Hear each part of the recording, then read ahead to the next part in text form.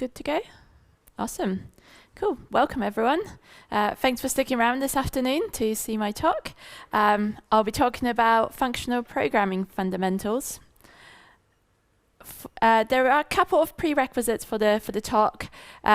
Mainly, it is language agnostic, but there are some examples in JavaScript. That is a JavaScript conference, so hopefully everyone knows at least a little bit. And the second prerequisite is, which you've already covered if you know JavaScript, and is that there are a few code examples. So although the principles could be understandable by anyone, knowing a bit of code is helpful. Let me start by telling you a little bit more about myself and why you should listen to me. My name is Dominika Malinowska. I'm a software engineer at Comply Advantage. I work in the backend, maintaining and creating data pipelines, and it's through that sort of work that I've learned more about functional programming. And I'm also a bootcamp instructor at Black Coder and Manchester Codes, where I predominantly teach backend development and JavaScript. Here are my socials as well. Feel free to give me a follow, but you might want to wait until after the talk, see if it's any good. Okay, so what I'm going to cover today is I will introduce you to sort of the general concept of functional programming. I will introduce sort of the concept of various programming paradigms as well, and then talk about the main functional programming concepts and some reasons why you may want to start to incorporate that in your code, and some reasons why you might not want to do that. Well, let's crack on. So what is a programming paradigm? To put it simply, it's just the way your code is written and implemented. Using a particular programming style will help your code to be more readable and maintainable. You may choose one or many particular programming paradigms to use in your project or within your company. And I've included a few examples in the slides. I should have brought a pointer, but I'll quickly just go through them. So we've got imperative, which is when code's executed top to bottom. JavaScript's a very good example of that. Possibly the one that's most widely taught is object-oriented, when you have various objects interacting with each other. Languages, just Java and C# come to mind when I think about object-oriented. And of course, functional, the subject of the talk. You may have heard of a programming language called Haskell, which interprets functional programming paradigms strictly. There's also a language just Scala, which mixes object-oriented and functional styles if you want a more gentle introduction and are coming from an object-oriented background. So what is functional programming? Well, despite working with it for a couple of years, didn't really know how to explain it when people ask you what is functional programming. So I did what we all do as developers, and I just Googled it. Here's actually a first couple of lines from Wikipedia, and I'm just going to read through this. So functional programming is a programming paradigm where programs are constructed by applying and composing functions. It's a declarative programming paradigm in which function definitions are trees of expressions that map values onto other values, rather than a sequence of imperative statements which update the running state of the program. All right, it mentions functions, but really it's quite a complicated answer. If that makes perfect sense to you, you might want to take a nap for the next 15 minutes or so. This talk's probably a bit too easy for you. But if you feel a bit confused by this definition, like I did, or like I do after reading this about 20 times in preparation, then please stick around. I will dig into some of the concept in a bit more detail. And unlike other programming paradigms, the functional programming experts or gurus or Stack Overflow overlords can't actually agree on what are the main concepts. There aren't 3 pillars or there aren't specific well-defined concepts. Rather, there's an overlap on various parts of functional programming that really makes it the paradigm that it is. And so I've picked out the ones that overlap the most in various sources, and here they are listed. And we'll talk about those in a few more details. So we've got pure functions, immutability, functions as first-class citizens, recursion, and lazy evaluation. Without further ado, let's look at pure functions. So what makes a pure function? There are two aspects to the answer, and is that a pure function has to be deterministic, and that simply means that the function has to return the same result given the same input. No matter how many times you run it, the result has to be the same given the same input. So let's take the example of my fake functions double me. It takes an x for an input, and it returns x multiplied by 2.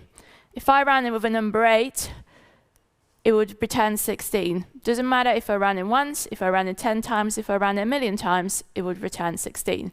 That is a deterministic function. The second side to a pure function is that it cannot have any side effects. Now this function takes in a number and then returns a number. There's nothing else to it. That is a pure function, there are no side effects. But what if something's not working in your program, so you think, I'll add a little console log in there just to see what happens. That is a side effect. You are writing to the console, your function is interacting with something outside of its body. That is a side effect to your function. That is no longer a pure function. If your function, say, mutates an array whilst returning some kind of output, that is also a side effect. So if your function does something else that isn't contained within the function definition, then that's a side effect, and that is no longer a pure function. Now, before I move on to the next concept, I just want you to have a little think about pure functions and how difficult or how easy it might be to write a function that is fully deterministic and doesn't have any side effects, especially in your production code. We'll talk about it later on, but just a bit of food for thought for the time being. Now that we know what a pure function is, let's talk about immutability. So the big principle of functional programming is that once a variable is declared, its value cannot change. What you see on the slide here, a simple for loop that iterates over 5 numbers, that is actually a very good example of what isn't allowed in functional programming. And the reason for that is you've got your variable I that mutates. You reassign its value every iteration. So now you know functional programming does not allow for for loops. So instead, a functional approach would be to use a higher order function. I'll talk about what a higher order function is shortly, but I will demonstrate an example of what we may want to do instead of using a for loop if we were to apply a functional approach to our work. So what we've got here is a simple array. I like arrays. Basically, any example in this presentation will have arrays of integers like that. And what I would like to happen is, because I like complex expressions, I'd like to return a new array with all these integers multiplied by 2. And this is how I would do it in a non-functional style. Simple bit of JavaScript. I've got my for loop. I declare a new array, and I simply iterate over my existing array, and then I push to the new array, multiplying each number. That is great. I've still got my new array. I've done the job. Created the for loop, yay. And this is how I would do it in a functional style. So for JavaScript people over here, hopefully everyone's familiar with a map function. So a map function is actually a higher order function, and all I would do is I will create a new variable, and in that variable, I would map over an array, which what it does under the hood is it actually creates a copy of the original array. So it does not mutate the original array, it creates a copy and then multiplies each number by 2. So, as a result, each of my arrays gives me the same result, so identical, and what's also worth noting that the original array has not been mutated in either of the approaches. The problem with our non-functional approach is that a for loop mutates a variable. And that actually brings me onto my next point quite well, is that your pure functions, your immutable functions, should also be referentially transparent. Now, referential transparency is a mathematical concept. Apologies to anyone who's slightly scarred by GCSE maths. I will keep this point short and quick. So, what referential transparency means is that your function should be able to be replaced by its value without changing the outcome of the program. So looking at these two equations, think of the whole equation as your program, think of the thing in brackets as your function. So my program is x equals 2 plus 3 times 4, which is 14. If I replace 3 times 4, which is my function, with its value, so 12, that does not change the outcome of the program. And that's referential transparency. That is the principle to apply to your pure functions, to immutable functions. I've got another food for thought before I move on. It's maybe think about how easy or how difficult it is to write a referentially transparent function that is also reusable. Let's move on to the next principle of functional programming, and that's functions as first-class entities. And there are 3 sort of aspects of this principle, is that functions can be assigned to variables and constants. We've kind of seen that already in our previous example. They can be passed as parameters to other functions, and they can be returned as results from functions as well. So you can do anything with a function that you can do with a variable, is essentially what this principle says. And there is a very special name for functions that can take other functions as parameters and that can return functions as their result, and that's higher order functions. I've already mentioned in JavaScript, map is a higher order function. So is reduce and filter. So these are sort of 3 higher order functions that are widely popular in the JavaScript world. Now, higher order functions are a brilliant tool when you want to write reusable functions. If you don't know what sort of operations you want to use in your function, why not pass it in as a parameter? It's as simple as that. And that's exactly what you do in map, filter, and reduce. You pass in functions which act as parameters when you decide what operation you want to carry out. And map, filter, reduce, apply that operation on the subset of your array or whatever you use them on. I've got a new example for us. Our good old-fashioned array is back. I think it's a bit too long, so I'd like to get a new array which only has integers that are larger than 5. And that's where I can use filter. So filter takes in a function as its parameter, and it's simply, all I have to do is declare the condition I want to apply to each integer, and my condition is that the integer has to be larger than 5.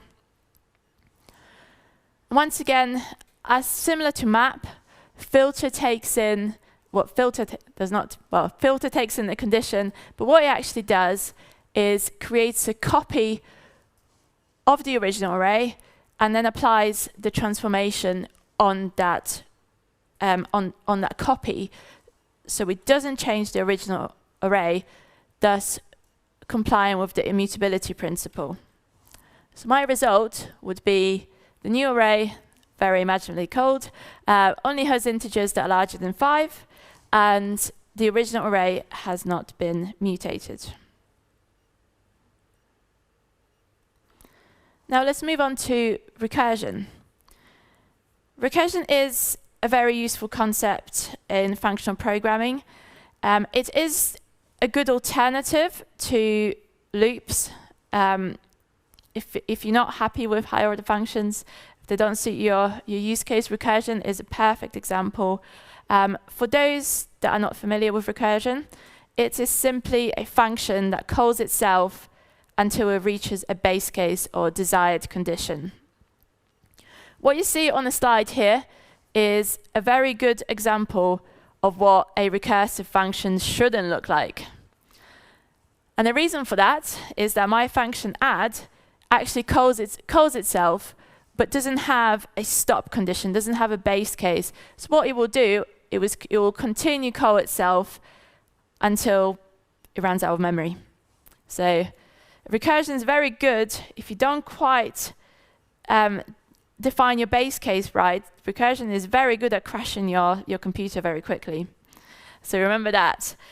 You have to be careful with recursion.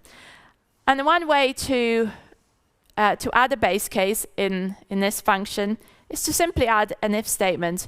If this condition is met, I want you to return something. I have an example. So my function add will actually do something, not just call itself and crash my computer. What it actually does, it adds every sub number in a number. So if I run 5 in the function, it will add 5, 4, 3, 2, 1, and 0 together, returning 15. So that's what I expect to see as a return. Let me just run through exactly what's going to happen here. So if I call my function with 5, we'll start with 5, we'll pass through the first condition. Obviously, 5 is not it's not 0, it's not smaller than 0, so we skip the first case, we go into else, and then we return 5 plus, and then we call the function again with 5 minus 1, which is 4. And we'll continue doing so until we get to 0. And then on the final 0, we return 0. So that's the operation that we will see. We'll see 5 plus 4 plus 3 plus 2, and so on. And the actual result will be 15. In some languages, you will get useful annotations. For example, in Scala, you could get a @tail rec annotation, which would actually tell the compiler that this is a recursive function, and the compiler will actually check it and in turn tell you if your base case is correct, which is useful. But that feature isn't available in every language, so please bear in mind when you work with recursion that you need to get it right. And finally, lazy evaluation. Lazy evaluation is a feature in some functional programming languages. As you may expect from the word lazy, all it means is that the compiler only evaluates expression when it's needed, as opposed to strict evaluation in other languages, which evaluates the whole of the program. It can be a really powerful tool to reduce time and space complexity of algorithms. But on the other hand, as you may expect, if your program is not evaluated fully before you run it, you may not discover that you have bugs until production time or runtime, which isn't ideal. So it's a good and a bad. Now that we've gone through the main concepts of functional programming, I've had a go at creating maybe a slightly better definition that might make a bit more sense now. So my definition of functional programming is that it's a programming paradigm which focuses on using functions as its main driving mechanism. These functions should be pure, without any side effects, and must be treated like first-class entities. They should avoid shared state and mutating data. And that's the definition of functional programming. So as promised at the start of the session, now that I've introduced you to the main concepts, shown some examples, let me tell you why you may want to use functional programming in your next project, or generally just implement a little bit of it, sprinkle on top of your code. So first of all, it can reduce bugs. If you are writing a pure function, one that's deterministic, so it always returns the same result given the same input, and it doesn't have any side effects, well, in theory, it's quite hard to incorporate bugs in that bit of code if you know exactly what it does and it always returns the same output given the same input. So that's very useful. Hopefully you'll see less errors, less exceptions in your code. And now on to the question I asked at the start when introducing pure functions, and is how hard or how easy do you think it is to write a complex pure function? Well, I can tell you it's pretty hard. and for that reason, your functions actually tend to be simpler. They tend to be smaller and just incorporate the one thing they need to do, and they link with other functions instead. Which leads nicely onto the next point, is that it improves your code's modularity. Because you have smaller functions that links with other small functions, you end up having great modularity in terms of handling exceptions or reviewing your code. Is very useful because you know that each function does one thing. You're not having to decipher a long, complex function. That's really helpful. Also, the great benefit of having modular code is that you can ensure better test coverage. In theory, each small function could have its own unit test or tests. So there is no reason why your fully functional program with small functions couldn't have close to 100% unit test coverage. The next benefit is your code is likely to be more concise. If you think back to the slide where we talked about immutability, we had the example of the for loop and then the map. The for loop was about 3 lines of code plus the new variables, so that's 4. The map function was a single line. Now, it's probably not a great, doesn't really make that much of a difference for 4 lines of code against 1 line. But when you think about in terms of your project, your production code, there'll be 100 lines of code there. If you can shorten that down to about 70, you're happy, aren't you? Not having to spend as much time reading those additional lines that perhaps don't need to be there. And that leads on to the next point, is that your code can be more readable. Now, I actually put can instead of will. And that's because there is a big tendency in the functional circles to try and minimize the code as much as possible. And it's quite easy to tip the scale from nice and readable, but also concise, to this is gibberish, what is this? It makes no sense. I will now have to spend 20 minutes trying to decipher these 10 characters because they all do fancy things.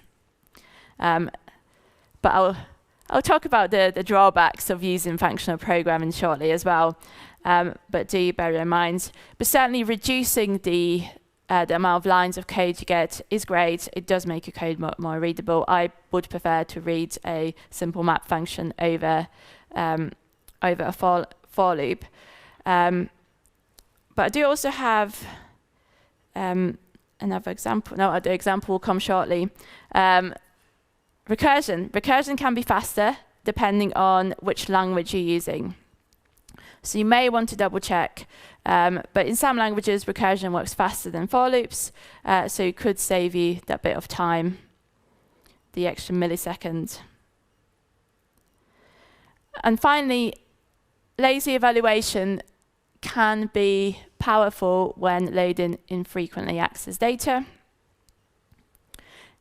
It means that the performance of your code is not affected by the length of the code and how much of it is used. So if you've got big data sets within your code for some reason, but actually your code only uses a subset, that's great because you're not having to wait loads for compile time. It only gets evaluated when it's used. All right, so quite a few benefits. We've got bug reduction, functions are simpler, the code's more modular, it's a bit more concise, and therefore more readable. Recursion can be a faster tool in terms of performance, and so is lazy evaluation. But now, let's take a look at some of the disadvantages. So the first one, which I've already mentioned, is that your code can actually be less readable. So it's great to try and shorten the code where you can, but you can easily tip the scale and make it impossible to read. What's really popular in functional programming is actually chaining your higher order functions. So I've got a bit of an example here. And let me just sort of talk you through of what's happening here. I see a couple of frowny faces, which means the example's working. You're not entirely happy with how it's written. That's the point. So I'm back to my array. I have an array of integers, and I have a smaller array of letters. What I want to do is I want to return a nested array with each number multiplied by 2, and then a letter attached to it. So essentially what I want, an array that says 2A, 2B, followed by a next array that's 4A, 4B, and so on. So it's not exactly something that you're probably going to be doing in your production code, but it's here to illustrate the point. So in order to achieve what I want to do is I've got this function. I use a higher order function called map. So I map over the first array and I multiply each number by 2. So now I create a copy. The copy has those numbers multiplied by 2. I then map over them again and turn them to a string. That's probably not needed, but for the example's sake, I do it in a separate step. I then map over that array again, of my array of now strings. And within that map, I actually map over the letter array and attach the 2 together. So quite a lot is happening here. And although it's it's 3 lines of code. Actually, I'll add what the solution is, just so you can visualize what I was trying to achieve. So although it's only 3 lines of code, it does actually take you a minute or 2 to figure out what's happening. And that's the difficulty with functional programming when you're trying to save space and save those keystrokes. This probably would have been more readable if I maybe split that into 2, so dealt with the numbers first, with the multiplication and turn into a string, and then in a separate function perhaps created the nested arrays and the concatenation. But that's the difficulty with trying to save keystrokes, as I said. On to the next problem with functional programming is that reusability can be an issue. So as mentioned in the referential transparency point, is that if your function can be replaced by its value without changing the value of the program, how can you reuse those functions? Higher order functions are one tool to do that, but they're not applicable in every scenario. And that's the problem with functional programming. Sometimes you end up having to write a new function to do something that you do in elsewhere just to avoid contradicting one of the other principles like immutability, and that's or avoiding side effects. That is the problem. So you could actually end up with more functions that do a similar thing and more lines of code if you're not careful. And finally, my main point really on this, that can be quite a difficult paradigm to learn, especially if you're new to programming. The learning curves about this is very uphill. It gets easier once you get over that hump, but it can be quite difficult. Personally, I've been working with it for coming up to three years now, and there are still times when I look at a piece of code, usually that someone a bit more senior than me wrote. Just want to cry. I'm like, what is this? And of course, part of it fits into the point I made earlier, that the temptation to make your code concise and not readable is there, but also is a difficult paradigm to learn. You have to get your head around a lot of things.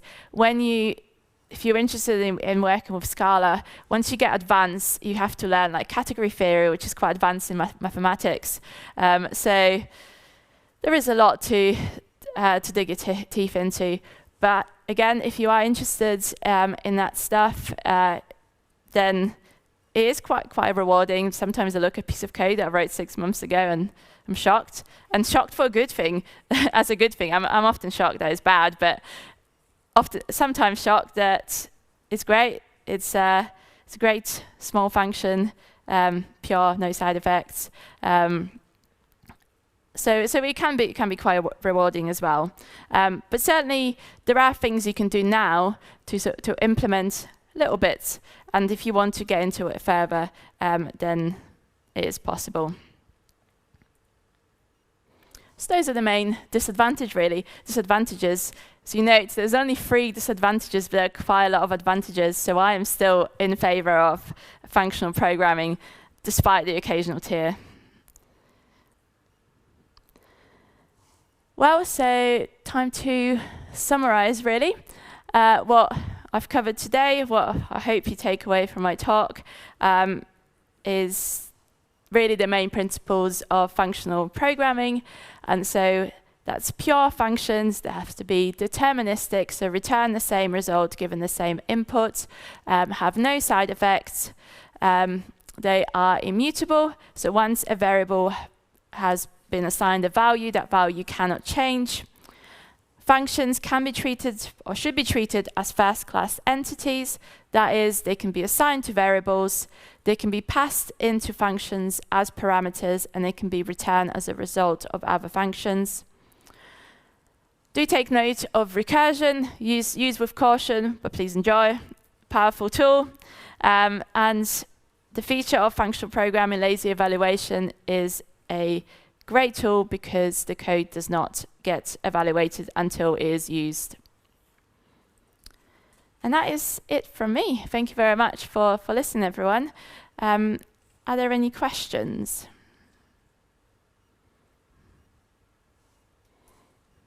Sure, go ahead.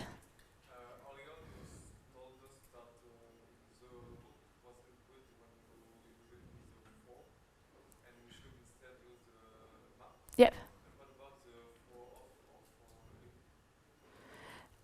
Okay, just for the benefit of the online people.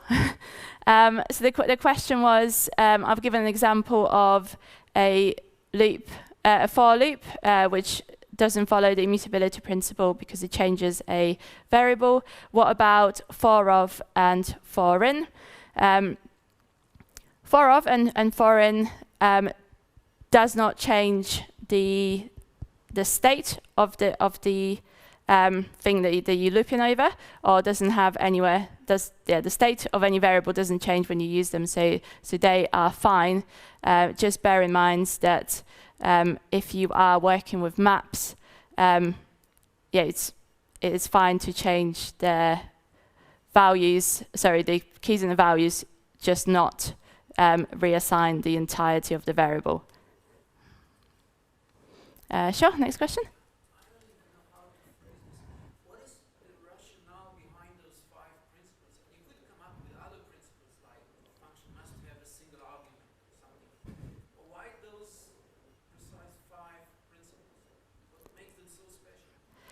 Sure, just for online benefit, the question was why the five principles, what makes them so special? And to be honest, I don't know. As I mentioned in some of the at the start of the talk, there actually isn't an argument isn't an exact definition of what makes functional programming functional.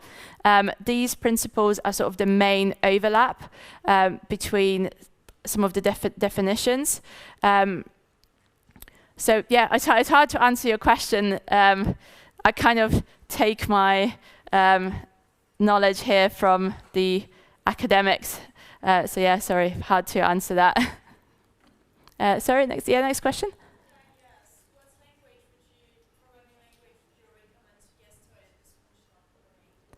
Sure. So the question was, what language would I recommend to get started?